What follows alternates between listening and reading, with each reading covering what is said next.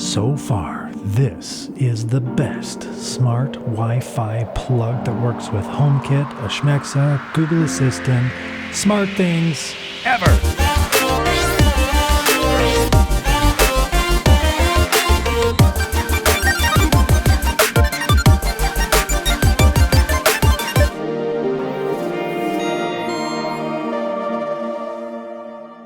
So I was perusing Amazon the other day and ran across these. This is a 4-pack of smart Wi-Fi. It's called the Smart Wi-Fi Plug Mini. It's by Meross. I've never heard of the company before, but I thought I'd give it a try. Heck, it has a 1-year warranty. Yay! So what? The best part about it is the fact that it works with...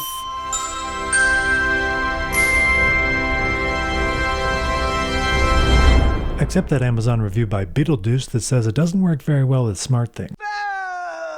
In the box you get a little pamphlet that talks about how to use HomeKit and a thing from Meross, how to install their app. We don't need no papers, but why would I need a smart plug? What can you do with a smart plug? Let me see an electric Lego train that goes around your electrically lighted Christmas tree, an electrical heater, a box fan, this smell good wax melting scentsy thing, this random desk lamp I have shoved behind my desk. Oh, Philips U-bulb. Use case justified. How do I set it up? The easiest way is to connect through the HomeKit app itself. First, make sure you're connected to the 2.4 gigahertz Wi-Fi, otherwise you'll get this error message when you try to add it. Now you can either scan it and then plug it in, scan it, doesn't matter. From any page in the HomeKit app, go Add Accessory, scan the QR code, and wait. It'll take 20 to 30 seconds to connect. Pick which room you want it in.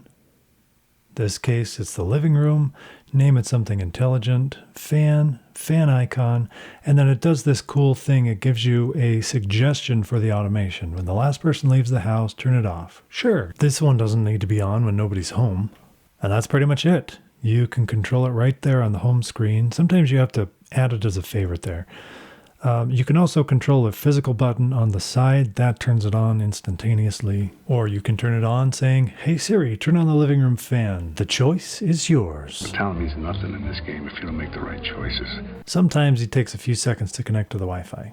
Now, to add it to Ashmexa. So the easiest way to do this is to go through the Meross app. If you download the Meross app, it seemed to me that it automatically added the plugs. After I added them in HomeKit, you can either add them in HomeKit or you can add them through the Meross app. Cool. The app seems to work pretty well. It shows all your plugs. They're all just the names of the devices. You can change the device names. You can toggle the LED light on or off, and in the manual it tells you what the light colors mean. Nobody really wants a different app for every different brand they have, but the manufacturer does have specific settings for their devices, like the LED light or the user manual. Those device-specific controls are not going to be in HomeKit or in the Amazon Ashmexa or Google Assistant. That's why it's good to have the manufacturer's app on your phone. Okay, here's a tangent for you. In the Home app, I can connect to my Hue lights through the Hue hub. There's 3 separate lights, obviously here, but I can't control them all together unless I put them into a scene. I can change the colors or the brightness individually, but not all together yet. So that's why I keep the Hue app on my phone, because it gives me functionality that the other controlling apps don't give me. You have to fix it. Anyway, back to the Ashmexa app. If you go to Devices and then Search and type in Meross, there is a Meross switch there, but the instructions just tell you to download the Meross app, set up the switch through there, and then enable the skill through Ashmexa. When you set up the Meross app, you create a login. You use that same login in Ashmexa once you enable the skill. And like magic, your devices are linked.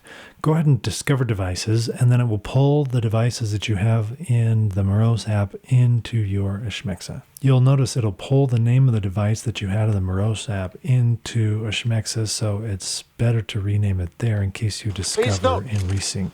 Einstein's clock is in precise synchronization with my control watch.